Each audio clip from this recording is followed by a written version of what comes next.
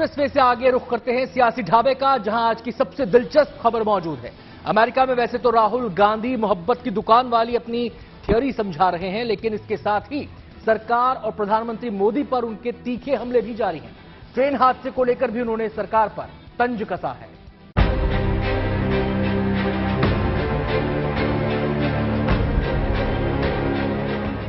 Rahul America में हैं और इस यात्रा के दौरान हर रोज हमलों की नई किश्त से सियासी पारा हाई कर रखा है। ऐसा लग रहा है जैसे राहुल अमेरिका से देश में होने वाले चुनाव का एजेंडा सेट करने की कोशिश में है। न्यूयॉर्क में राहुल ने एक बार फिर प्रधानमंत्री पर तंज कसा। 24 घंटा when you were driving the car, you looked at the rear view mirror. Could you drive your car? You'd be having one accident after the other. The passenger would be saying, भैया क्या कर रहे हो, मरवा दिया आपने, right? That is the phenomena of Narendra Modi ji. He is trying to drive the car, the Indian car, and he only looks in the rear view mirror. And then he does not understand why this car is crashing, not moving forward. And it's the same idea with the BJP. Rahul के बयानों पर सियासत भी खूब हो रही है। BJP पूछ रही है कि राहुल को चुनाव भारत में लड़ना है या अमेरिका में। उनसे आप कुछ भी पूछो, वो पीछे की ओर देखते हैं। उनसे पूछो भैया ट्रेन एक्सीडेंट क्यों हुआ, कहेंगे भैया वो देखो कांग्रेस ने 50 साल पहले ये किया। भैया टेक्स्ट बुक्स में से आपने पीरियोडिक टेबल एवोल्यूशन क्यों निकाल दिया, भैया कांग्रेस पार्टी ने 60 साल पहले यह किया। It is immediate, there immediate responsible. पीछे देखो। राहुल गांधी जी जिस तरीके की राजनीति करना चाहते हैं वो उनकी मर्जी है, लेकिन अगर आप देश से बाहर जाके हर चीज पे प्रधानमंत्री जी को, रूलिंग पार्टी को क्रिटिसाइज करेंगे, आप लड़ाई लड़ें, लेकिन आप अपनी जमीन पे रह के लड़ाई लड़ेंगे, क्योंकि ये हमेशा सिखाया जाता था कि जब आप देश से बाहर जाएं तो एकजुट होके जाए। लेकिन अगर आप इस तरीके की राजनीति करते हैं बाहर जाके, तो इससे ना तो आपको फायदा होगा ना ही देश को फायदा होगा।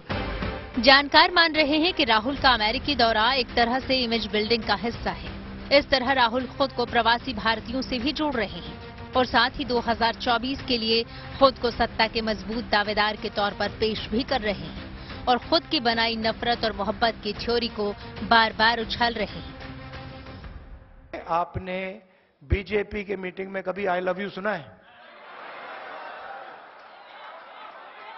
कभी सुना है?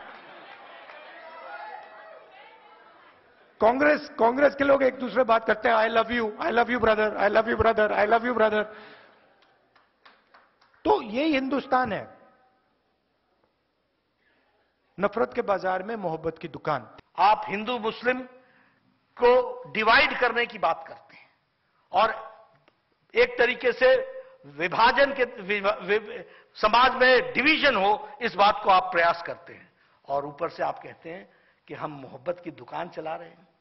अरे आप नफरत का मेगा शॉपिंग मॉल खोल करके बैठे हैं। राहुल गांधी ने देश में हुए ट्रेन हादसे की बात भी न्यूयॉर्क में उठाई। पहले ट्वीट करके रेल मंत्री का इस्तीफा मांगा, फिर प्रवासी भारतीयों के सामने प्रधानमंत्री पर तंज कसा। I remember a train accident when the Congress party was in power. The Congress party did not get up and say, now it is the fault of the British that the train has crashed.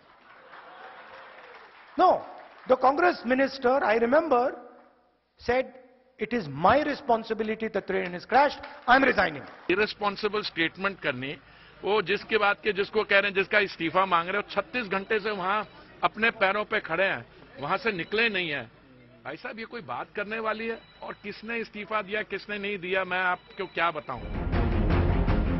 हालांकि BJP सवाल उठा रही है कि अगर राहुल को rail हादसे का इतना ही अफसोस है तो एक बार ग्राउंड पर आते, रेल पीड़ितों से मुलाकात करते, पर वो अमेरिका में पार्टी करने में व्यस्त है। हालांकि कांग्रेस के नजरिए से देखें तो राहुल का अमेरिकी दौरा रणनीतिक तौर पर कामयाब हो रही है। कांग्रेस को लगता है कि राहुल का ये नया अवतार उन्हें विपक्ष के नेता के तौर पर स्थापित करने में मदद करेगा। Bureau report, good news today.